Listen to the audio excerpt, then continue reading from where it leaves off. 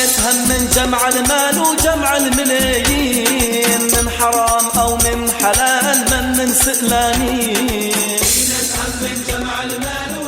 So, in giving more examples of risky dealings, selling milk still in the utters, invalid. Even if a person is accustomed to being able to squeeze out a certain amount of milk from his cow, he still can't do that. Selling fish and birds before catching them, and onions before pulling them out. And so whatever's like onions, like carrots, for example. The juice in the grapes before you squeezed the grapes. The wool on the backs of the sheep before you cut it off. The non-existent cannot be sold, like a planned house, or the harvest of the next year, or to pay for a meal to be prepared and then leave the session before receiving the meal. Except in the case of the salam sale. This is an important thing I wanted to mention for you, because we had in several classes talked about that it is not valid to sell the non-existent, which is true. Then the question would come, what about like when you buy something online or you're ordering a described item? And then I gave whatever answer I gave. So whatever answer I gave, you can scratch that. And you can say like this, which is what? When buying a described item, that's an exception to the rule of buying what does not exist. The described item, buying described items has the rules we talked about, like the salam sale. Now, you might have some questions, so go ahead and you can ask your questions if you want, and if I can answer them, I will. So the non-existent cannot be sold, like a planned house, meaning someone shows you the blueprints and then sells you a house that doesn't exist. That's invalid. Invalid. Like, what's like that? Like someone shows you the picture of the meal. Oh, look at this nice tray. You see this hamburger with lettuce busting out of the bun, and you have fries on the side and a Coke. So you cannot buy that when it doesn't exist. So if you want to pay before the meal is made, just stay there, that's all. Let them make your meal, and then you take it, and then go. 4, nor can the undetermined. You cannot sell the undetermined. Like, I now sell you one of my 3 cars. Invalid. Nor to sell for one price or another. Like, I'll sell you this $1,000 cash or $2,000 credit. You cannot say, I accept. That's invalid. If someone says, we've got a great deal for you on this here. $1,000 cash, $2,000 credit. So what do? Specify, that's it. You say, all right, I'll buy it for $1,000 cash. Or I'll buy it for $2,000 credit. So then what is it that you can't do? You can't agree if someone says, I sell it to you for $1,000 cash or $2,000 credit. That statement, you cannot agree to it. That's invalid. Therefore, it is not valid to be hired for a percentage of the yield. We talked about that. If you have a question, feel free to ask.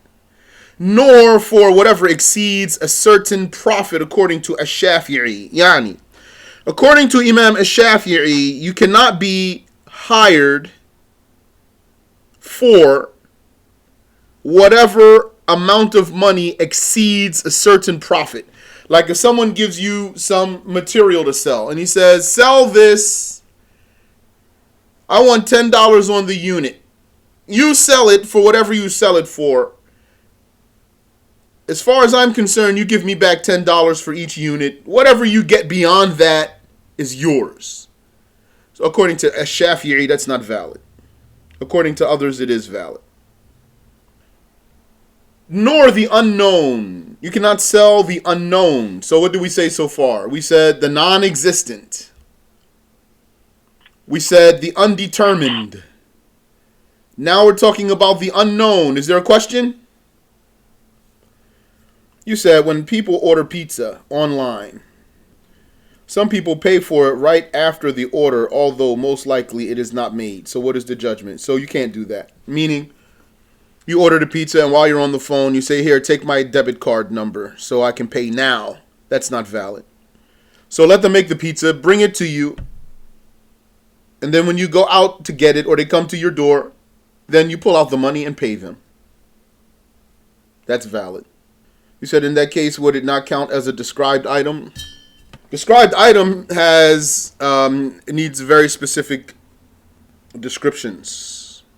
Like when you buy a described item, for example, let's say you're ordering a pizza. Would you say, I want 15 pepperonis on my pizza, halal pepperonis, and I want 3/4 pounds of onion, and also I want 5.3 pints of sauce, and I want the dough, the thickness of the crust to be 4 millimeters, etc., etc.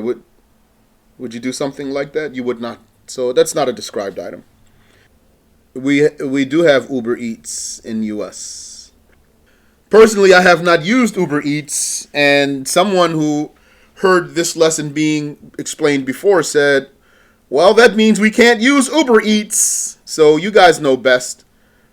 You know better. I just told you the rule, and I said it like 2 times or 3 times. So what applies, if it's valid or it doesn't. So, nor the unknown. You cannot sell the unknown. Like, I sell you whatever is in this box. Or, I buy it for 1,000 dinars and dirhams. Likewise, the amount and description of debt needs to be known for a debt transfer. And the bride must be known to the groom. And if her face is not seen by the witnesses, her name must be known. So in the marriage contract, the witnesses need to see her face or know her name. So be mindful about that. Because sometimes a brother is going to marry a sister and he says, hey bro, can you do a marriage contract for me? Okay. All right. Who's going to bring the witnesses? Can you bring the witnesses too? Okay. All right, so now I got witnesses, and then you come with your fiance. Nobody knows her, and she has a niqab on her face. So what are we going to do?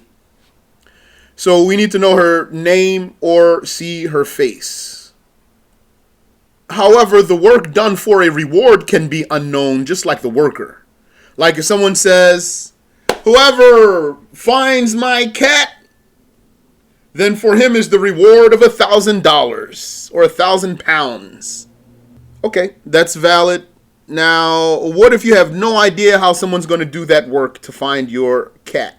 You don't have to. In this case, you don't have to know the work. And what if somebody just knocks on your door, you have no idea who he is? Says, here's your cat, where's my money? That's okay too. In this case, the work doesn't have to be known, and the worker doesn't have to be known. So you got that? Please don't be confused here. One thing that frightens me about teaching this document is how many cases, many different types of deals are counted under one scenario. Like here, the unknown. We talked about a sale. We talked about a marriage. We talked about a reward. Maybe there's somebody saying, what in the world is going on here? So if anything like that is happening, please let me know. Don't let yourself be confused, and don't let me confuse you. You said, how can the worker not be known when he comes to the door to give you the cat? Well, who is he? You don't know him. Somebody comes to the door. Can I speak to Uwais, please? Yeah, who are you? Oh, here, I'm this guy right here. I got your cat right here inside of my duffel bag. Here. So you don't even know who's the guy. You don't know what did he do. Still, it's valid, though. So, but you don't need to know the other person for the other contracts anyway, right? Well, you need to know his person. Like, you can't just hire nobody, right? Like, if you didn't know someone, if you didn't know someone's person, would you say, I hire you to do this for me? I sell to you, person that I don't know your person. So it doesn't work, right? You're welcome. 6, nor what is apparently undeliverable. Apparently undeliverable. That means what appears. Once it appears to you that you can't deliver it, then you can't sell it. Like a runaway horse or hijacked land, unless it is sold to someone who can retrieve it without a great expense. Meaning, someone hijacked your house, for example, or your land, or something of yours, and you can't get it back.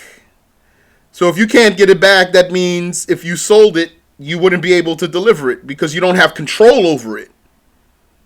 It's still yours, but now you can't sell it because you don't control it. But you can sell it to someone who can take control of it. If he can take control of it without a great expense, then you can sell it to him, and that's valid. So, for example, someone took your house, you can't get it back, and then someone was willing to buy it from you and said, I'll buy that house from you because I can get them out of there, no problem. How much you want? So if you can do it, you can. Insurance, you cannot sell that or buy that because it's risky. You don't know the outcome. If you have any question, feel free to ask. We talked about that before. Selling a debt for a debt. You cannot sell a debt for a debt.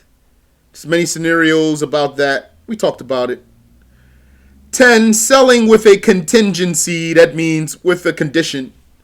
Except for some conditions that are known, like the condition to breach the sale for up to 3 days. That's a valid condition that you can put on a sale. Besides those known conditions that can be put on a sale, like the one we just talked about, that known condition, you cannot put a condition on a sale. So you can't say, I'll sell you this if my father comes home.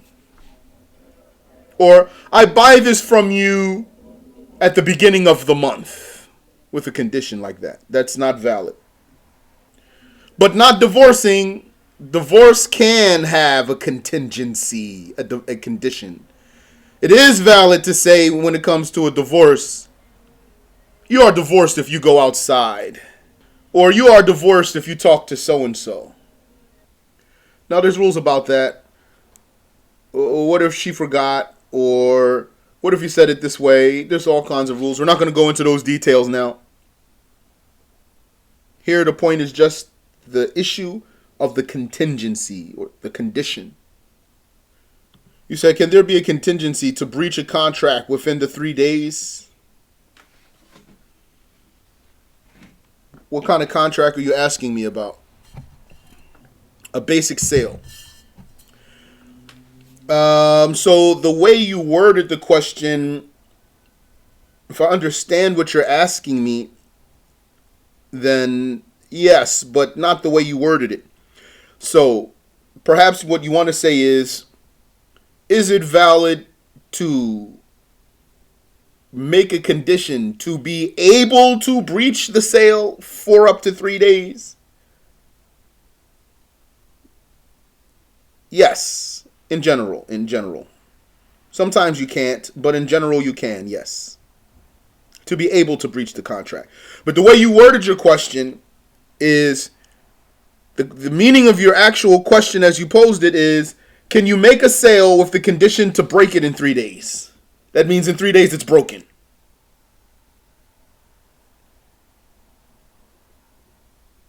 So if that's what you're asking me, the answer is no. You can't do that. You can't say, I sell you this item with the condition that in 3 days the sale will be broken. You can say, I sell you this item and I accept that you have the choice to breach the sale for up to 3 days. So now he has the choice. Is that clear? You said, I mean, if you did what you said and said the sale would be broken if my father comes home before the 3 days. No, you can't do that. That's invalid. Would warranty be halal? For up to 3 days, like we described. The warranty, if it fits a valid saying, according to Ash-Shafi'i, it can't go beyond 3 days. Is that clear, or are you asking me something else? I mean, Wafiq. It is too risky to sell what you buy before you or your agent receives it. Even if back to the seller himself, you can't sell it back to the seller before you receive it.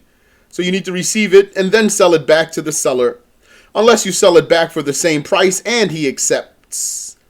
If you sell it back for the same price and he accepts, then you don't have to receive it in this case, for this would actually be voiding the contract. So otherwise, you need to, before you sell your merchandise, receive it, even if you want to sell it back to the person who sold it to you.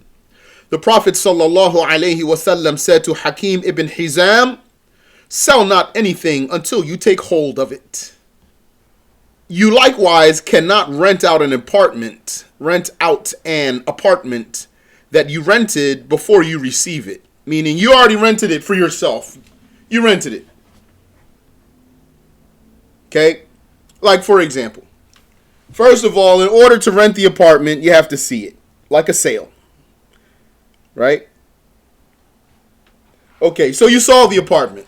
Let's say you went to the guy's property, you saw the apartment a few days ago. You saw it 3-4 days ago. You said, okay, I decided I'm going to rent that apartment. So then you meet up with the guy in Dunkin' Donuts, do the contract. Now you've rented the apartment by a valid contract. You've seen the apartment, but you haven't received it yet, which means to go to it after renting it. You haven't received it while under contract.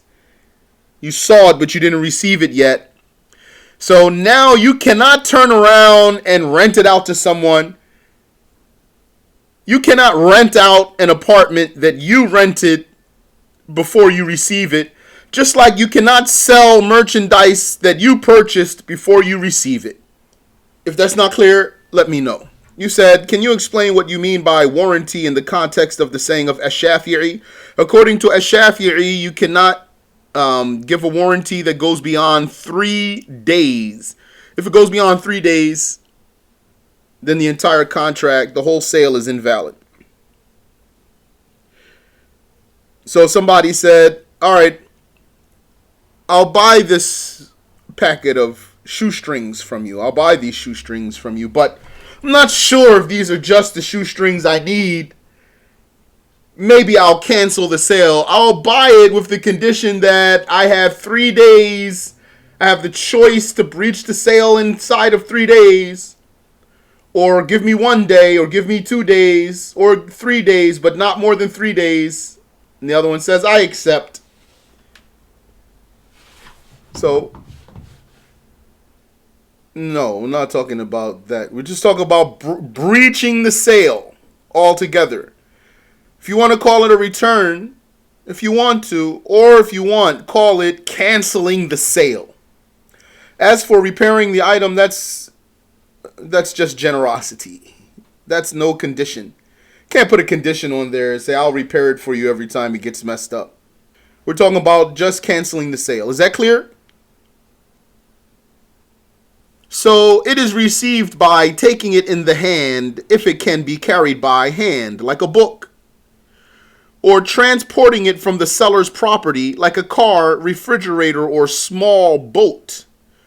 That's if it can't be taken merely by the hand, but it can be relocated. Or if it can't even be transported, taking unrestricted control of a house, land, or ship. The seller removes his things and submits the keys. The buyer cannot be blocked from receiving the item whether he buys with cash or credit. So if he pays you up front, you have to give him his stuff. Or if you agree that he can pay you later, you still have to give him his stuff.